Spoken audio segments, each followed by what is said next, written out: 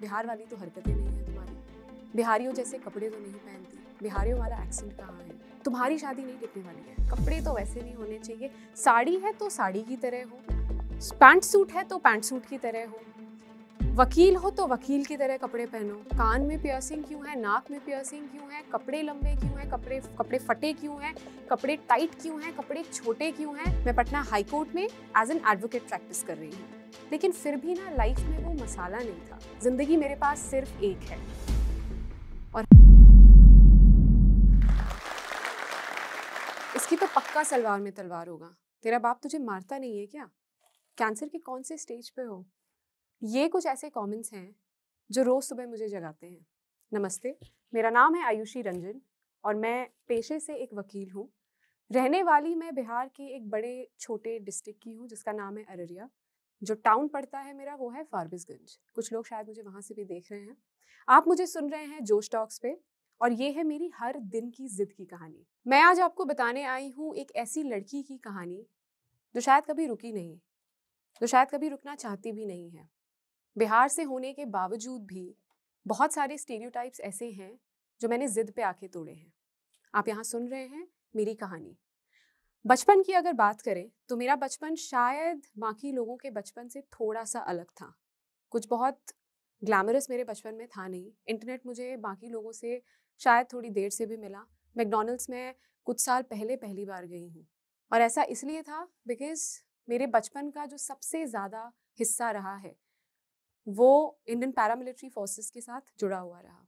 My father is a serving officer और उनकी बदौलत घूमना फिरना खाना पीना डाइवर्सिटी ये मैंने देखी।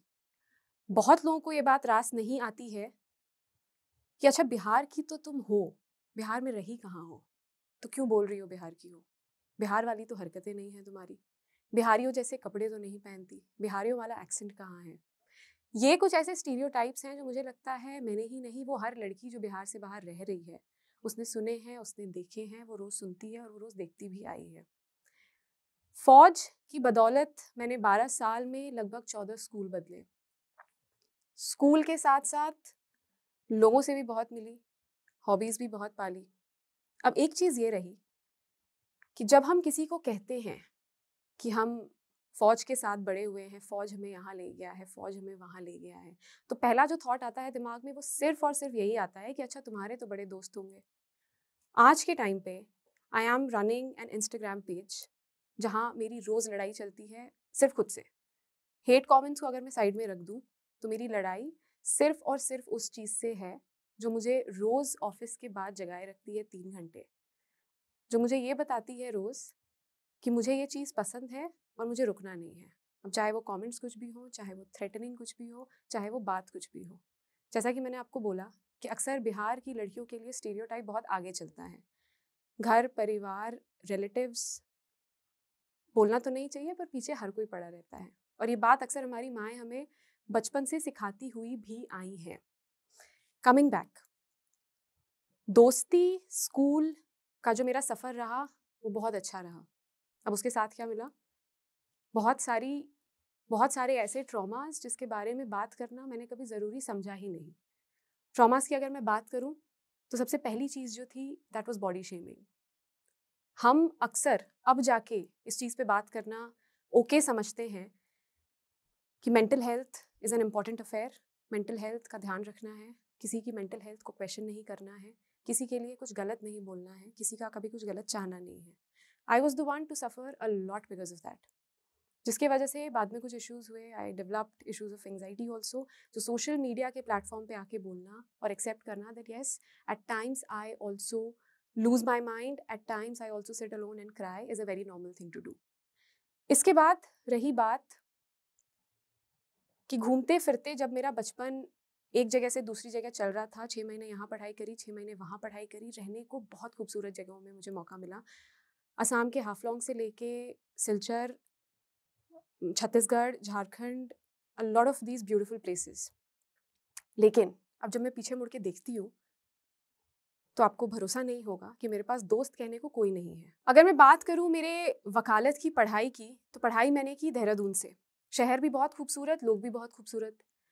शहर पे अगर हम ना जाएं और सिर्फ वकालत की पढ़ाई पे रहें तो 5 साल का सफ़र आसान नहीं था, और ख़ासकर तब आसान नहीं था जब कुछ वक़्त हमारा ऐसे फ़ेज़ में बीतता है लॉ की पढ़ाई में, जब अंबार सर पे बहुत टूटता फिरता है, प्रोजेक्ट्स, असाइनमेंट्स, मूड कोर्ट्स, और हर किसी को आगे बढ़ने की ज़िद होती है कॉलेज में। 5 साल का वक़्त मैंने वकालत की पढ़ाई को दिया। 5 साल मतलब आप समझ सकते हैं आधा दशक।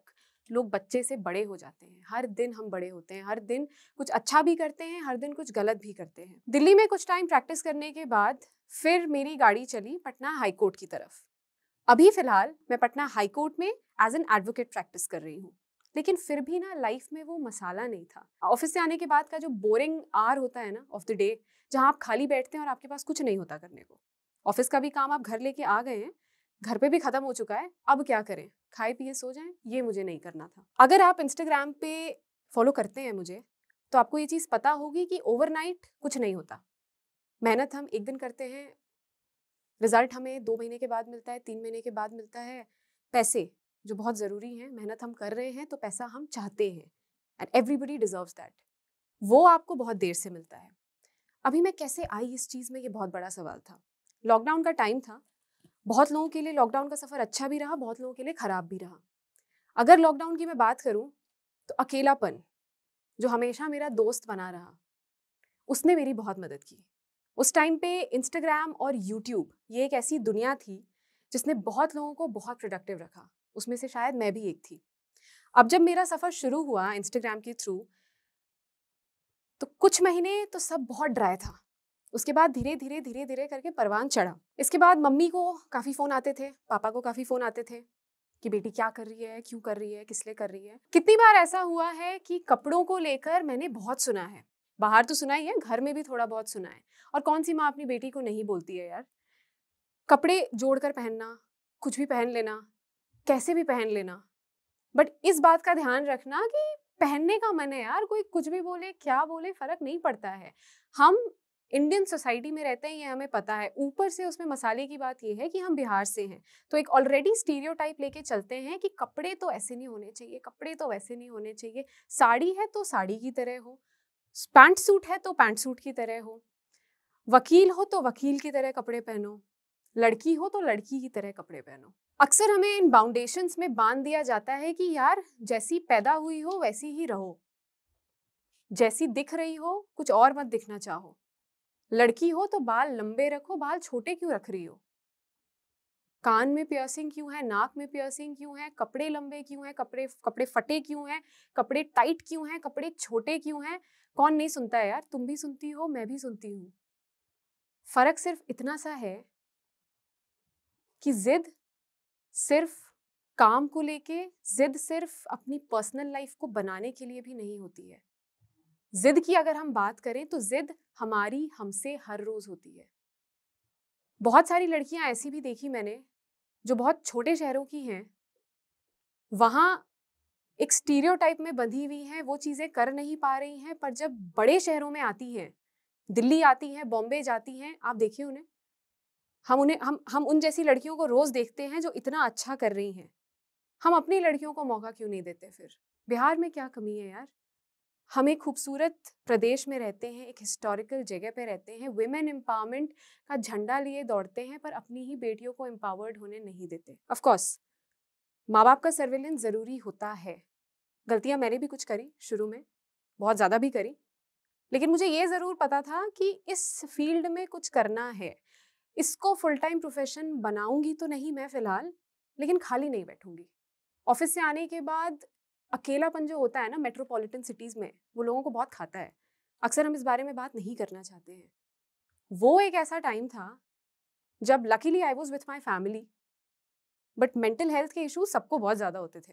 दोस्तों से बात नहीं हो पाती थी, जो भी थोड़े बहुत कॉलेज के थे। घर वालों में एक टेंशन का सिचुएशन इसलिए था क्योंकि बाहर हालात अच्छे नहीं थे। ऐसे में खुद को जगाए रखना कि यार कुछ कर लो, थोड़ा प्रोडक्टिव रहो, दिमाग भी ठीक रहेगा, ये एक अप्रोच होना बहुत ज़रूरी था। और ये मेरे को लेके आया इंस्टाग्राम पे। अब इंस्टाग्राम की जब मेरी दुनिया शुरू हुई, तो पता लगा that sky is the limit, you have the wings, take the wings. I took the wings, my content did well, I connected with a lot of like minded people जो मेरी तरह सोचते थे, जो मेरी तरह दुनिया देखते थे, जिन्होंने मुझसे ज़्यादा देखी थी, जिन्होंने मुझसे कम भी देखी थी। अब वहाँ सबसे बड़ा सवाल ये था कि भैया जो रोज़ कमेंट तुम्हें आ रहे हैं, अब जब इंस्टाग्राम पे मेरा सफ़र शुरू हुआ तो ये नहीं पता था कि हेट कमेंट का अंबार भी सर पे टूटता है। मेंटल हेल्थ की क्या बैंड बजती है इसका कोई अंदाज़ा नहीं था। ये पता था कि अच्छा कुछ होगा थोड़ा बहुत भी तो खुद सह लेंगे, लेकिन वो आंधी तूफान कब घर तक पहुंच जाता है ना, आपको पता नहीं होता।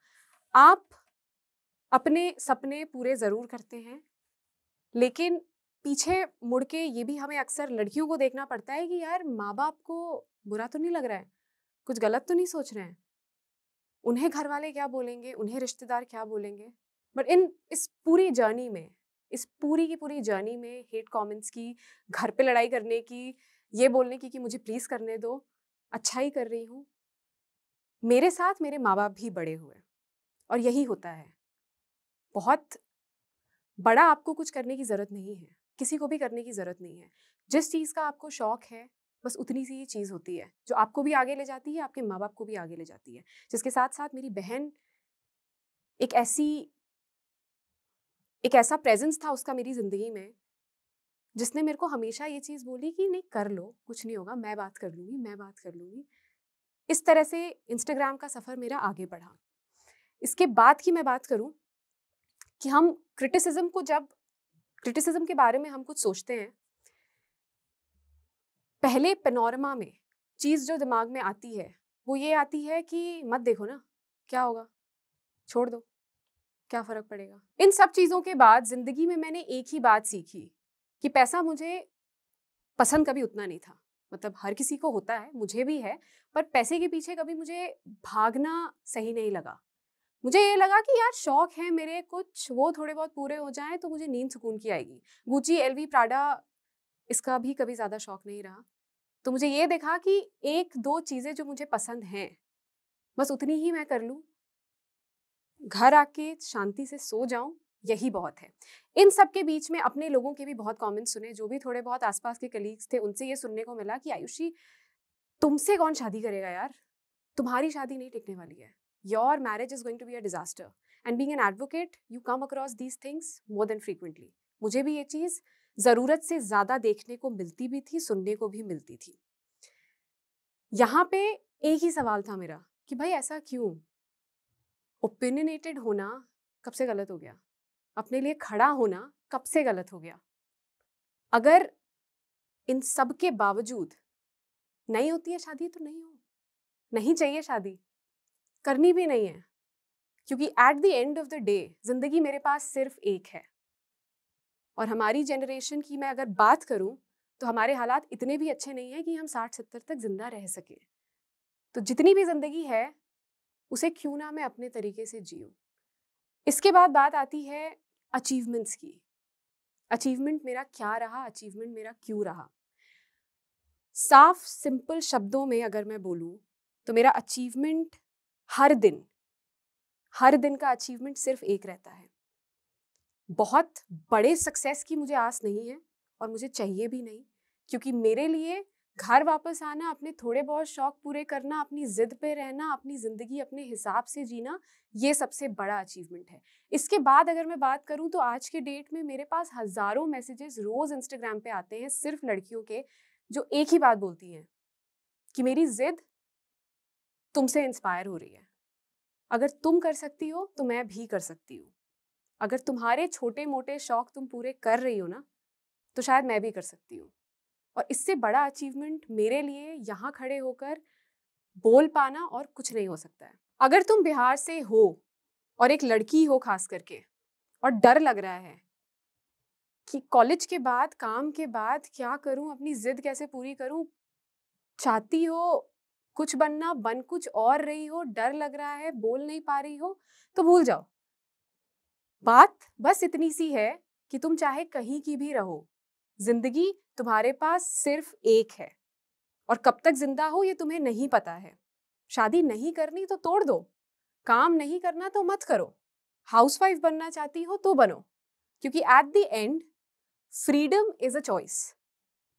ये बात हमें ध्यान में रखनी बहुत जरूरी है कि सोसाइटी फ्रीडम देती है पर वो आपको फ्री नहीं देखना चाहती है। फ्री होना ये आपका जुनून है, ये आपकी जिद है। आज है तो बहुत अच्छी बात है, कल रहे तो उससे भी अच्छी बात है। डरना किसी से भी नहीं है, खास करके माँ बाप से तो बिल्कुल भी नहीं यार। आपके साथ वो आगे बढ़ते हैं, आपके साथ सोसाइटी आगे बढ़े ना बढ़े, आपकी खुशी से ज्यादा जरूरी उनके लिए कुछ भी नहीं है।